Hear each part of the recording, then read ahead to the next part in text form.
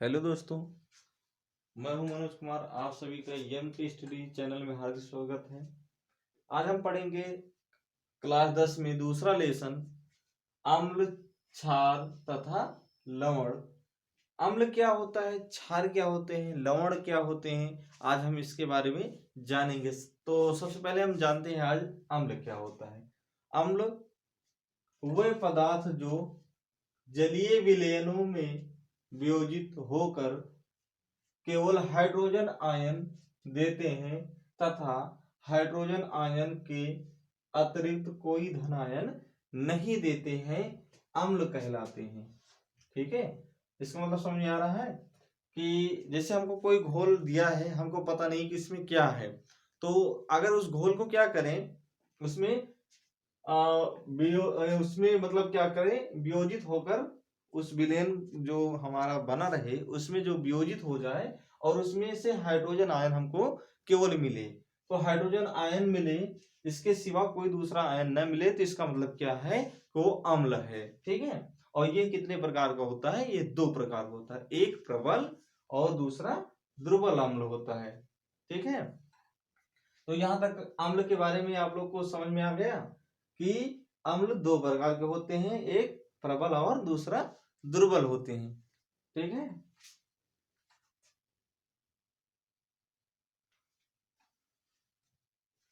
आगे हम पढ़ेंगे प्रबल अम्ल क्या होते हैं और दुर्बल अम्ल क्या है। ठीक है, प्रबल अम्ल क्या होते हैं, वह अम्ल जो जल में पूर्णतया आयनित या वियोजित होते हैं, पूर्णतया आयनित या वियोजित होते हैं, प्रबल अम्ल कहलाते हैं। जैसे H2SO4,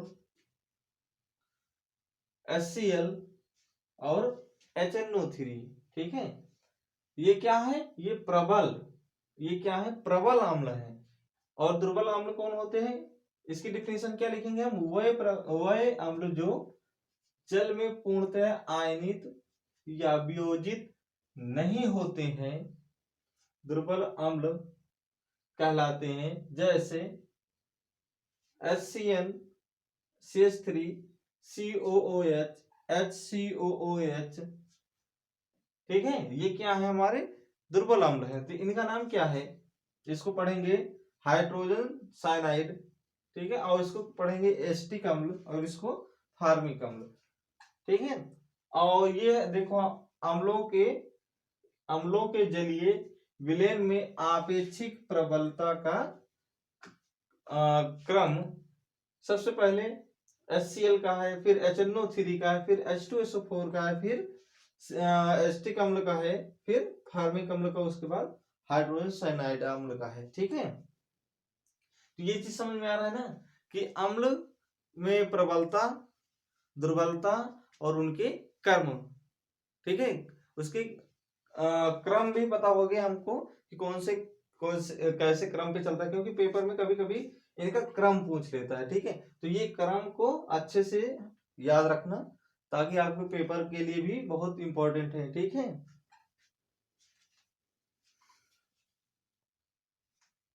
अब हम आगे पढ़ेंगे अम्लों के भौतिक गुण। अम्लों के भौतिक गुण।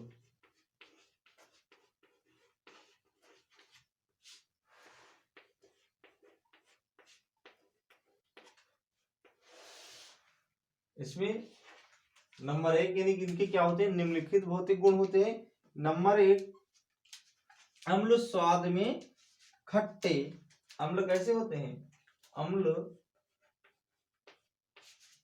स्वाद में खट्टे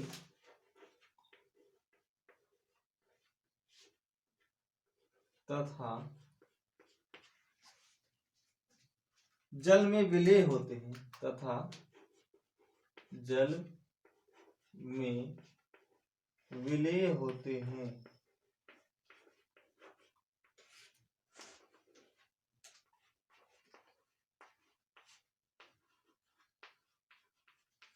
ठीक है, और दूसरा नंबर क्या है, दूसरा नंबर अम्ल नीले लिटमस पेपर को लाल कर देते हैं। अम्ल नीले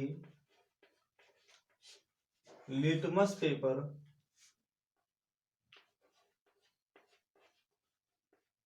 लिटमस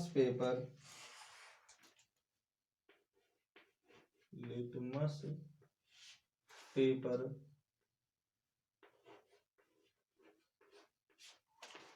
को लाल कर देते हैं।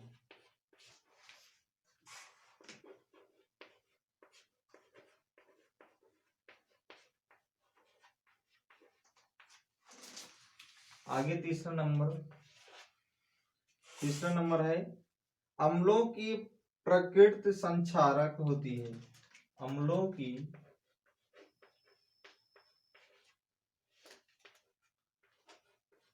प्रकृति संक्षारक होती है।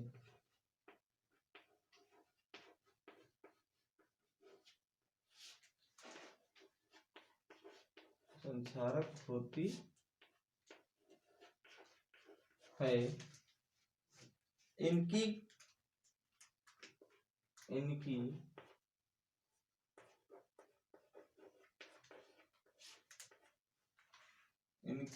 क्रिया से कपड़ा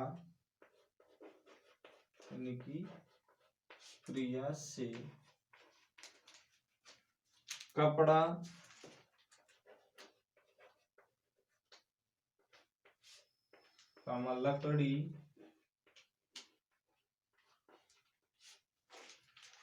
कागज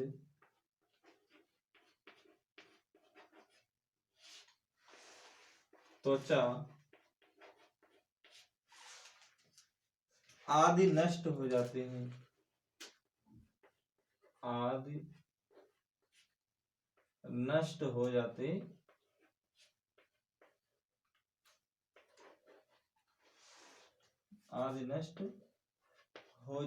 हैं।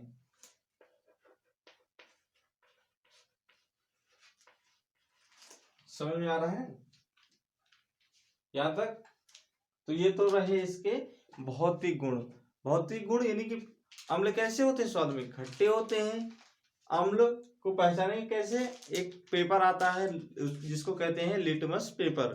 ये नीला कलर का होता है, हल्का से नीले लिटमस पेपर को क्या कर देता है? ये लाल कर देगा। अगर लाल कर देगा तो ये अम्ल है। ठीक है, तो अब हम अम्ल के भौतिक गुण तो पढ़ लिए, अब हम पढ़ेंगे रासायनिक गुण। तो यहाँ पे लिखेंगे अम्लों के रासायनिक गुण।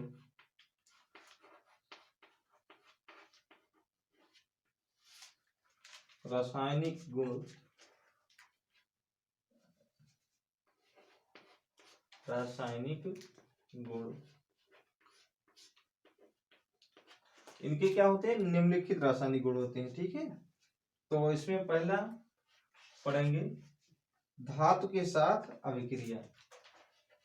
धातु के साथ अभिक्रिया।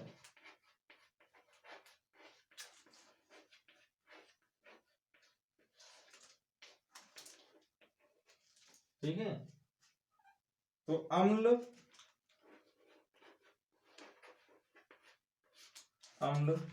विभिन्न सक्रिय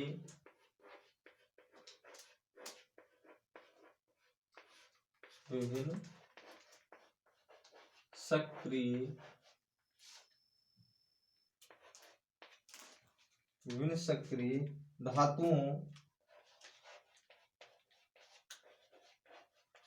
जैसे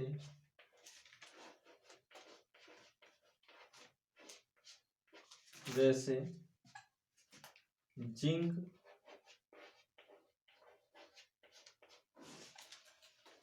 सोडियम, मैग्नीशियम, सबका सिंबल लिख रहे हैं। ठीक है, चलो जिंक का नाम लिख दिए, बाकी सिंबल लिख रहे हैं।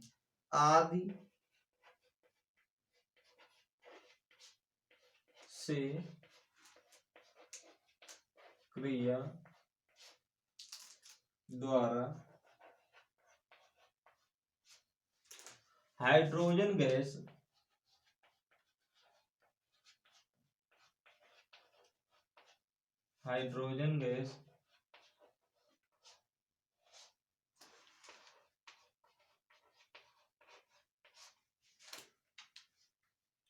मुक्त करते हैं,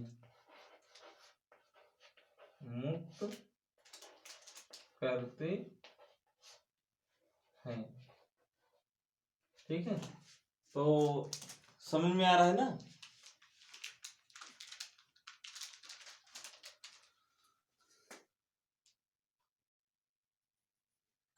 तो चलिए हम क्या करते हैं, जिंक ले लिए।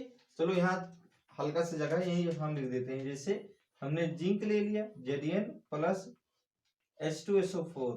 H2SO4 क्या है, अम्ल है, ठीक है। तो हमने इसको क्रिया कराया, ठीक है। तो इसको क्रिया कराने पर क्या हुआ, ये H2SO4 क्या हुआ, ये जाके यहां से जिंक के साथ जुड़ गया और ये H2 क्या हुआ, गैस के रूप में बाहर निकल गया। तो इस पे क्या हो जाएगा,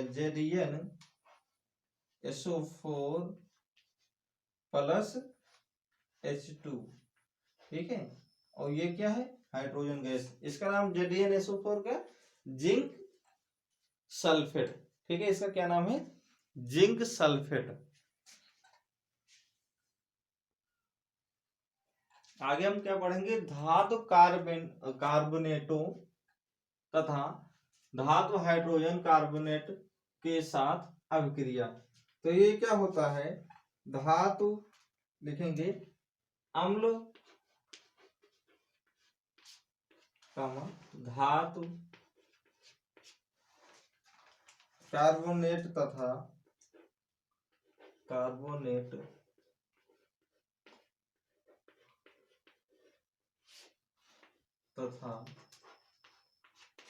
धातु हाइड्रोजन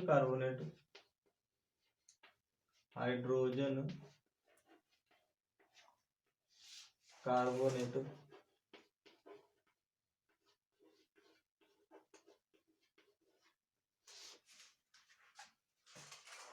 के साथ क्रिया करके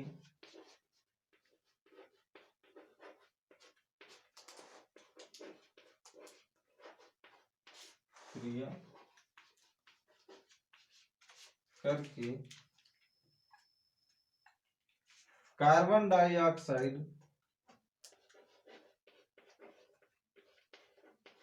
कार्बन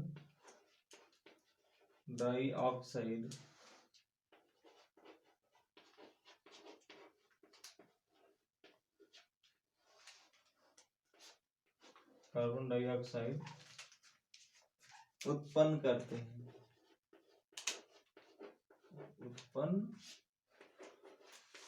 हैं,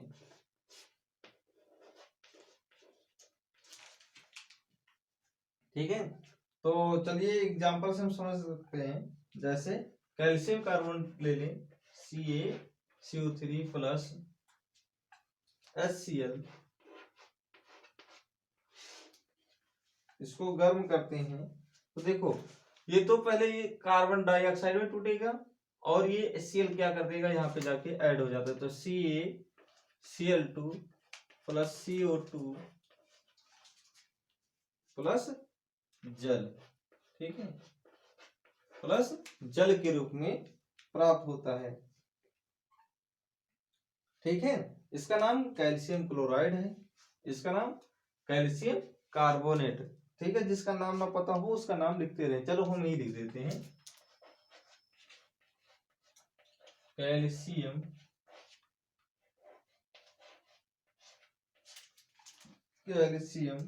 carbonate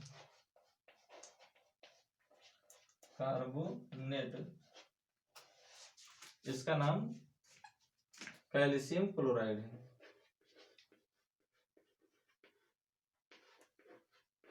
calcium chloride,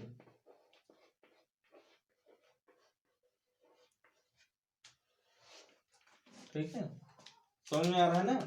calcium chloride और ये कैल्शियम कार्बोनेट है।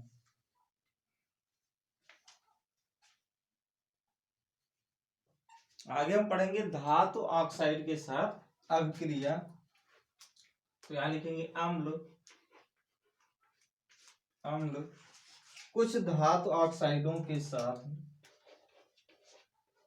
कुछ धातु ऑक्साइडों के साथ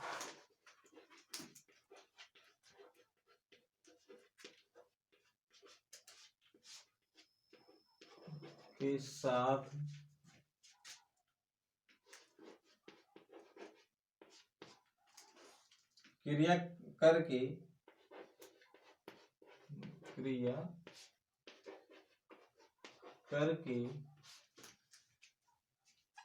लवण तथा जल बनाते हैं। लवण तथा जल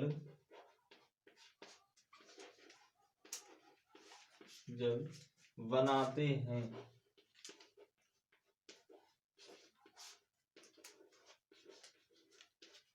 जैसे हम कैल्शियम ऑक्साइड ले लेते हैं प्लस HCl, ये क्या बना देता है, CaCl2 प्लस H2O। ठीक है, इसका नाम क्या है, कैल्शियम ऑक्साइड। इसी तरह हम मैग्नीशियम ऑक्साइड ले लें, MgO, तो ये क्या हो जाएगा, HCl से क्रिया करेगा तो ये भी यही बनाएगा, MgCl2 प्लस H2O। इसका नाम मैग्नीशियम ऑक्साइड और इसका कैल्शियम ऑक्साइड। समझ में आ रहा है ना। इसका ये क्या है, इसका नाम क्या होगा, मैग्नीशियम क्लोराइड और इसका कैल्शियम क्लोराइड।